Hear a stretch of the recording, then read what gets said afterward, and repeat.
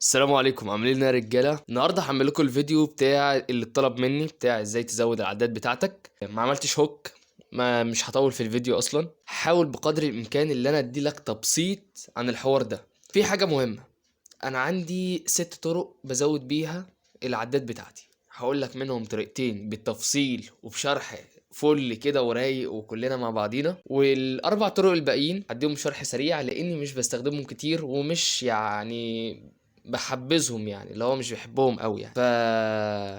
يلا بينا نبدأ. أول طريقة معانا وهي الجي تي جي أو الجريث ذا جروس. دي عبارة عن إيه بقى؟ استنى بقى نهدى شوية.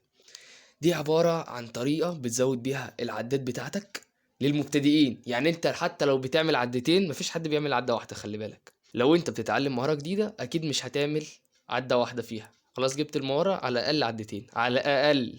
فهي بتنفع للمبتدئين جدا، ودي بتاخد يعني مدى طويل شوية. تعالى بقى ازاي نطبقها. اول حاجة هتجيب اقصى عدات ليك في التمرين. يعني خلينا نقول دلوقتي الضغط مثلا انت بتجيب فيه 10 عدات. فبعد كده ايه اللي بيحصل؟ بتاخد العدد ده بتضربه 70%، فهيدينا 7 عدات. او ممكن تضربه في 50%، يدينا اللي هو ايه 5 عدات، عشان انت لو بتجيب عدتين فنص العدتين عدة. تمام. لو مش عارف تضرب 50% و70%، اكتب 5/10 على الآلة أو 7/10 واضربهم في الناتج يديك الرقم بتاعك. طب لو طلع لي رقم عشري، ساعتها أنا هحذف الرقم العشري واخد الرقم الصحيح، ما تزودليش أو ما ترفعش الكسر. هو أنت شيل بس الجزء العشري ده. تعالى بقى الخطوة اللي بعديها، احنا هنقسم من 3 ل5 مجاميع في اليوم. طب أنا مستوايا مش قد كده، خد ال3 مجاميع. مستواك كويس، خد ال5 مجاميع على حسب مستواك. فقول كده. بعد كده عايزين ناخد راحة ما بين كل مجموعة ومجموعة. قد ايه؟ اقل حاجة ساعة. طب ليه يا مروان؟ انا مش عايزك في الميثود دي او التقنية دي اللي انت تتعب نفسك. انا مش عايزك توصل اساسا للفشل العضلي، اللي انت تعمل حاجة ها خلصت الضغط كأني ايه ده، انا كأني ما عملتش حاجة. انت فاهم قصدي؟ انا عايز اوصلك المرحلة دي. طب في طريقة حلوة جميلة كده كل الناس عارفاها، ممكن حد يقولها لي في التعليقات دلوقتي. يقول لي يا مروان، طب ما الواحد يصلي ويعمل الطريقة اللي هو العداد بتوعه، وبعد كده يستنى للصلاة اللي بعدها ويعمل الطريقة اللي هو صلاة الفجر تعمل العداد بتوعك، صلاة الظهر تعمل العداد، عصر مغرب عشاء. خلاص انت قفلت كده اللي هو ايه العداد بتاعك في المجاميع بتاعتك في اليوم وخلصته. تعالى بقى احنا عايزين نعملها قد ايه في الاسبوع؟ كام يوم في الاسبوع؟ من 3 ل5 أيام في الأسبوع على حسب مستواك برضو، عشان أنت ممكن توصل أساسا لعدات حاجة و30 عدة قدام يعني في المستقبل.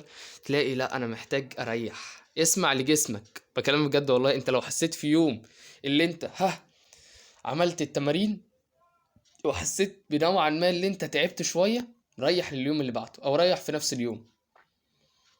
اسمع لجسمك. خلي بالك والله حاجة مهمة اللي أنت تسمع لجسمك. طب دلوقتي أنا عملت كل الكلام اللي أنت قلت لي عليه يا مروان، اعمل ايه بعد كده؟ ساعتها بعد اسبوعين او 3 تبدأ يا معلم تقيس نفسك، اللي هو تعمل مقياس بقى. هشوف انا دلوقتي كنت بعمل 10 عدات، دلوقتي اشوف هلاقي نفسي عملت 14 عدة. اوه في تطور. نبدأ بعد كده ناخد 14 عدة، نضربهم في 70% او 50%، طلع لنا عدد. نبدأ نقسمه بقى نفس التقسيمة من تاني. هل كده خلاص؟ لا، انا عايز اديلك اضافات بسيطه بتاعت مارو، التاتشايه بتاعت مارو. ايه هي؟ اول حاجه لازم تسخن. مش معنى اللي انت عملت لك التمرينه خفيفه وكده ما تسخنش. في ممكن تمارين تقيله انت ممكن تحطها زي البايك بوش اب، يعني الشده بتاعتها جامده قوي على الكتف. زي تمارين تانية ايا يكن. مش عايز انا من نفسي محبس اللي انت تحط حاجات زي الماسل اب او زي الهاند ستاند بوش اب. ليه؟ لانها اولا مش هتفضل تعملها كل شوية، ممكن حد عنده عقلة باب فمش هيفضل يركب العقلة وينزلها 5 مرات. ممكن تنفع معاه الطريقة التانية اللي انا هقولك عليها. في حاجة مهمة ممكن تحصل لك، الا وهي اللي انت مش بتتطور. طب ليه مش بتطور؟ او العدات بتاعتي ثابتة. راجع وزنك. ممكن واحد مثلا كان وزنه 70 كيلو، بعد كده عمل العدات بتوعه وعمل ال10 عدات ايا يكن بقى كام عدة. بعد كده بعد اسبوعين جه على التقييم، لقى نفسه ثابت بس هو وصل ل 75 كيلو. انت كده بتتطور للعلم يعني، لان وزنك على، فانت كده بتتطور. اللي انت ثابت على العداد بس انت وزنك بيعلى. شبه واحد فاهم انت بيلعب بنش بريس 10 عدات، طب هو ممكن بيلعب كان 10 و10 يعني 20 كيلو، بعد كده زود وبيلعبوا نفس ال10 عدات بس كده اتطور عشان زود وزن. هي ببساطة بالشكل ده. طريقة ممكن تكون انت ما سمعتش بيها قبل كده، بس فيها حاجة مهمة قوي، انا مسميها اللو ريست، اللي هي راحة قليلة. ليه بقى؟ هقولك. الطريقة دي اولا اللي هي بتزود الكتلة العضلية، بتزود القوة العضلية، فاللي هي زي الفل. بس فيها حاجة اللي هي بتقعد 7 اسابيع عشان تعمل تقييم جديد، وهفهمك ليه بعدين.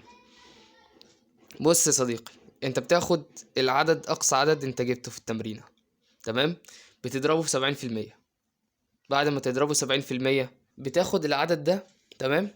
وعايزين في اليوم الواحد نوصل ل25 عدة او 35 عدة، يعني الرينج ما بين 25 و35 عدة، فانت قسم مجاميعك عليها. يعني انت بتجيب مثلا 10 عدات، وبعد كده لقيت نفسك جبت مثلا، بعد ما ضربت 70%، لازم تضرب 70%، مفيش 50%، هو 70%. لقيت نفسك اللي انت بتجيب 7 عدات، بعد كده بتضربها في 5 ل 35 عدة. لو جبت مثلا لقيت نفسك بتجيب اللي هو ال10، بتضربها في 3 هتلاقي نفسك 30، اللي هو ما بين 35 و25. انا مديلك اهو يعني عدد كويس، يعني الفرق ما بين العدد وعدد يعني 10 عدات تقريبا، فهو كويس يعني. فلا تقلق لا تقلق، فمظبط لك يعني الحتة دي. الموضوع ده كله هيتعمل 3 مرات في الاسبوع، بس 3 مرات بس في الاسبوع. تعالى في نقطة الراحة دي، مهمة قوي. ليه؟ انت دلوقتي هتعمل ما بين كل مجموعة ومجموعة، سواء كان 3 مجاميع 4 مجاميع 5 مجاميع مجموعتين، هتعمل ما بينهم 120 ثانية في أول أسبوع. احنا قلنا عندنا 7 أسابيع، تمام؟ ليه؟ في أول أسبوع 120 ثانية، بنقلل 15 ثانية، نخش في الأسبوع التاني بقى 105، نقلل بقى الأسبوع التالت هيبقى مثلا 90 ثانية، لحد ما نوصل 30 ثانية. لازم نوصل 30 ثانية نعمل تقييم.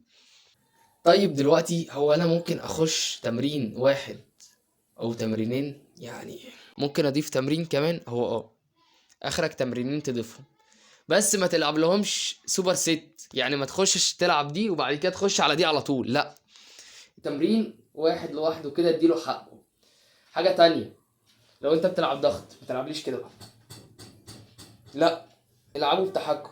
يعني ادي الضغط ايه حقه، دي واحد اتنين، تمام؟